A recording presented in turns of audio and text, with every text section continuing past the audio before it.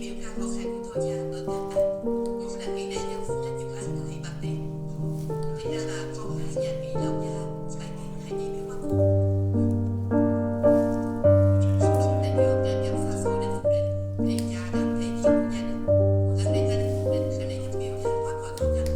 Sự phiền biểu thì ăn thua của tôi. Đại dương ta tại rồi. Thì xin chị đi. Và nếu không thể ngồi yên mặt ấy, tình chị lễ thì có thể làm lúc lúc thường đạo hay về danh tiết. Thiếu đừng trong sáng với con, đang đi vào nhà theo xuất gia. Để chạy đến đây lộ mặt, còn chẳng phải không gì.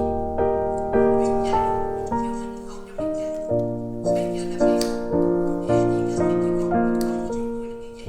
Chẳng phải đâu nhà bắt học tới rồi bị người gây mất nhà sự. Sao lại phân chia xa vậy? Chia thành đâm đầu tay đầu. Chẳng lẽ cũng phải chối bỏ bằng sao thôi hay con tiền nhà mình. Con chẳng thờ thì gia nghiệp đầu tiên nhà ta có thể bán rồi đúng không? Cả bệnh nhân phụ qua phụ. Khi thương mại đơn vị gặp khó khăn, đồng nhiều nhập từ đang nghe sách, cũng được xem như là con thân của triều đình, không thể đánh được. Người chú phải chịu đựng. Con dám số hộ. Chỉ có một tổ mẫu của con mình số hộ như vậy, chú biết không? Tổ mẫu làm sao? Rốt cuộc tổ mẫu bị làm sao? Tổ mẫu nhớ dùng con mãi mà bệnh nằm liệt giường, anh Thuyết đang chăm sóc. Con có chủ kiến như thế, có làm được như vậy? Có một người thân chết, có gì là trong mắt con đâu, cô ba. Đồng chí biết sai rồi, ta nhận được sai Phúc Định, anh lẽ phải chịu phạt, mặc cho ngụ ba xử. Ta chỉ mong được nhân chứng trở về điện trang phụng dưỡng cho tổ mẫu. Đưa tấm viết này cho quan phụ mẫu địa phương. Cứ nói là con gây dòng chính của đồng nhà ta, chưa định đến Phúc Định. Nhận.